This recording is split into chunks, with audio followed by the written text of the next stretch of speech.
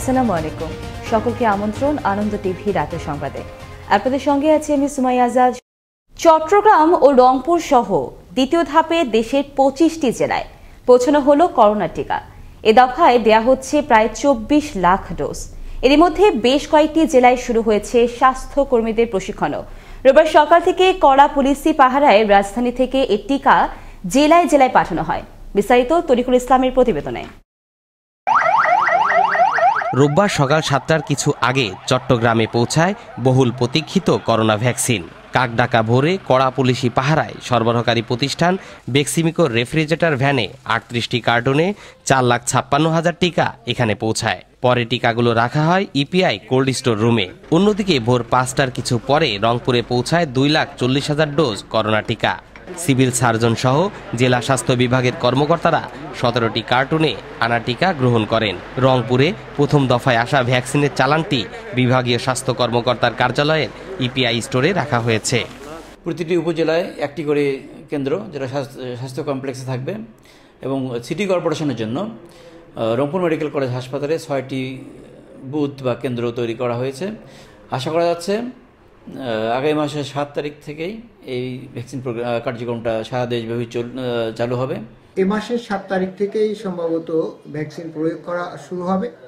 সদর হাসপাতালের কেন্দ্র দিয়ে আমরা প্রথম শুরু করব, তারপরে প্রত্যেকটা উপজেলা হাসপাতালে আমরা এটা দেওয়ার ব্যবস্থা করব।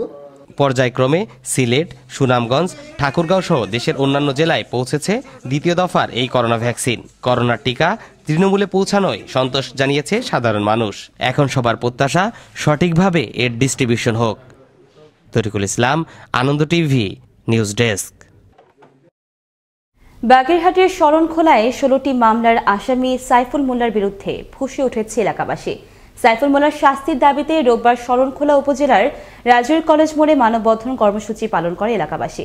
মানববন্ধনে বক্তারা সাইফুলকে যারা আশ্রয় প্রশ্রয় দিচ্ছে তাদেরকে চিহ্নিত করে বিচারের আওতায় আনার দাবি জানান। নড়াইলের কানিয়ায় নিরীহ পান দোকানি সাইদ ভুইয়ার হত্যাকারীদের ফাঁসির দাবিতে রোববার দুপুরে অনুষ্ঠিত হল বিক্ষোভ মিছিল ও ঘণ্টাব্যাপী মানববন্ধন। রোববার নিহতের নিজ গ্রাম যাদবপুর স্বজন ও এলাকাবাসী বিক্ষোভ মিছিল ও মানববন্ধন পালন করে। মানববন্ধনে আসামিদের গ্রেফতার করে দৃষ্টান্তমূলক বিচার নিশ্চিতের দাবি জানান বক্তারা।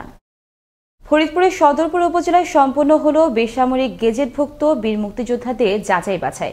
শনিবার দিনব্যাপী উপজেলা নির্বাহী অফিসার পুরবী গোলদারের সভাপতিত্বে উপজেলা সম্মেলন কক্ষে এই যাচাই বাছাই অনুষ্ঠিত হয়। জাতীয় মুক্তিযোদ্ধা কাউন্সিলের নির্দেশে এ সময় উপজেলার 34 জন বীর মুক্তিযোদ্ধাদের প্রয়োজনীয় কাগজপত্র যাচাই বাছাই এবং তাদেরকে মৌখিকভাবে জিজ্ঞাসাবাদ করা হয়।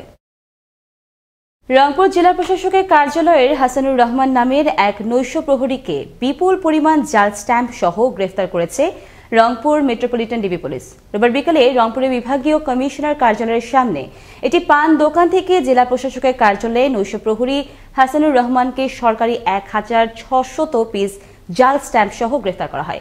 এ বিষয়ে রংপুর মেট্রোপলিটন ডিবি পুলিশের অতিরিক্ত উপপুলিশ কমিশনার উত্তম প্রসাদ পাঠক জানান, হাসান রহমান নামে একজন ব্যক্তিকে আমরা আটক করি এবং তার কাছে আমরা একটি আইডি কার্ড পাই এবং আইডি কার্ডের মধ্যে সে একজন জেলা প্রশাসকের কার্যালয়ে রংপুরের নৈশ প্রহরী হিসেবে উনি কর্মরত। এরই ধারাবাহিকতা সূত্র ধরে দীর্ঘ 10 বছর যাবত উনি জাল স্ট্যাম্পের ব্যবসা করে আসছেন। আজকে আমরা তাকে ধৃত করতে সক্ষম হয়েছি। গোপালগঞ্জে আলোচিত গোপীনাথপুর ইউনিয়ন পরিষদের 7 নম্বর ওয়ার্ড মেম্বার হামিদুর শরীফের হত্যাকারীদের ফাঁসির দাবিতে রোববার দুপুরে মানববন্ধন পালন করে এলাকাবাসী। গোপীনাথপুর বাসস্ট্যান্ডে ঢাকা খুলনা মহাসড়কে ঘণ্টাব্যাপী এই মানববন্ধন কর্মসূচি পালিত হয়। এ সময় হত্যাকারীদের ফাঁসির দাবিতে বিভিন্ন ধরনের প্লাকার্ড প্রদর্শন করে হত্যাকারীদের শাস্তির দাবি করেন সর্বস্তরের মানুষজন। এবারে কৃষি সংবাদ।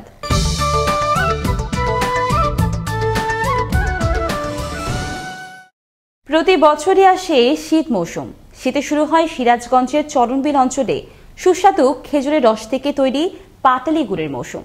চরণবিলের সুস্বাদু এই খেজুর গুড়ের সুনাম রয়েছে দেশ জুড়ে, যা এখন অনেকটাই ধারণ করছে বাণিজ্যিক রূপ। চরণবিল থেকে সোহেল রানা সোহাগের তথ্য ভিডিওচিত্রে দেখুন ডেস্ক রিপোর্ট। প্রতিদিন কাকডাকা ভোরে শুরু হয় খেজুর রস থেকে গুড় উৎপাদনকারী গাছিদের ব্যস্ততা।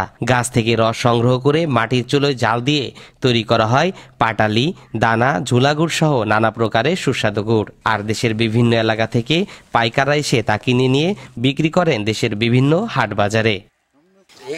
আমার এখানকার গুড়ের সুনাম বহুদূর পর্যন্ত আছে, মোটামুটি ঢাকা মন্ত্রণালয় পর্যন্ত এই গুড়ের খবর চলে গেছে আমার এখানকার গুড়ের।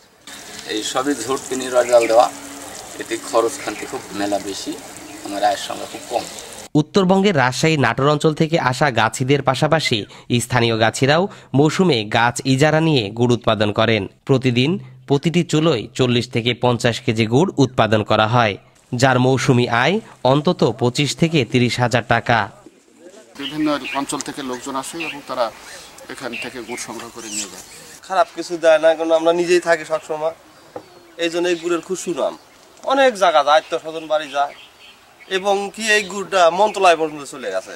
কৃষি সম্প্রসারণ অধিদপ্তরের মতে চলন বিল অধ্যুষিত তাড়াশ উপজেলায় শত বছরের ঐতিহ্যের অংশ হয়ে দাঁড়িয়ে আছে সারি সারি প্রায় 30,000 খেজুর গাছ।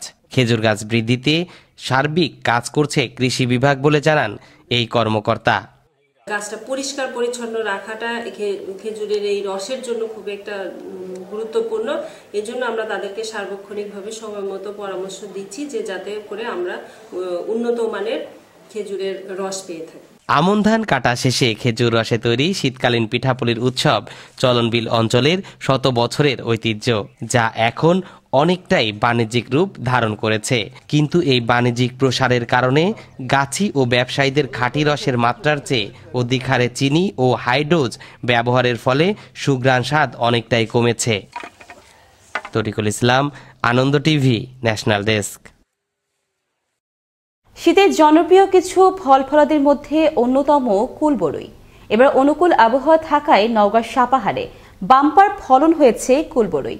এতে কৃষক খাতে দেখা দিল নতুন সম্ভাবনার।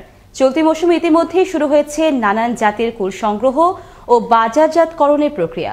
স্বল্পমেয়াদী বেশি ফলন ও অধিক লাভবান হওয়াতে কুল চাষে আগ্রহ বেড়েছে স্থানীয়দের মাঝে। নওগাঁর সাপাহার থেকে নিখিল বর্মনের তথ্য ভিডিওচিত্রে আরও একটি ডেস্ক রিপোর্ট। সাপাহার উপজেলায় বর্তমানে মোট 51 হেক্টর জমিতে চাষ হচ্ছে বিভিন্ন জাতের কুল, যার মধ্যে কাশ্মীরি বাউকুল, আপেল কুল, বলসুন্দরী উল্লেখযোগ্য জাত। কিন্তু সবচেয়ে সুস্বাদু ও অধিক লাভের জন্য এ উপজেলায় বেশি চাষ হচ্ছে বলসুন্দরী। অধিক মূল্যের আশায় কৃষকেরা বর্তমানে কুল চাষে ব্যাপকভাবে ঝুঁকে পড়েছে। বড়ইয়ের পরিমাণ আমার 68 বিঘা মোট। আমি চিন্তা করে দেখলাম আমের থেকে বড়ই অল্প সময়ের ভিতর ফসল পাওয়া যায়, এটা অনেক লাভজনক।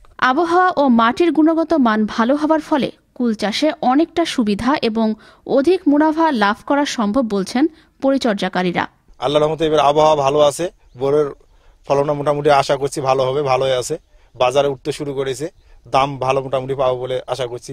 বলসুন্দরী জাতের কুল খেতে অনেক সুস্বাদু এবং উচ্চ মূল্য পাওয়া যায়, যার ফলে বেশিরভাগ চাষি এ জাতের কুল চাষে আগ্রহ প্রকাশ করছে বলছেন বাগান পরিচর্যাকারীরা। হলো 50 বিঘা জমি, 50 বিঘাই হলো বলসুন্দরী, কিন্তু এর চেয়ে বোর আর ভালো হয় না। এটা 1 নম্বর বোর, খাইতেও স্বাদ খুব, ধরেও খুব। চলতি মৌসুমে এ উপজেলায় মোট 51 হেক্টর জমিতে কুল চাষ হয়েছে।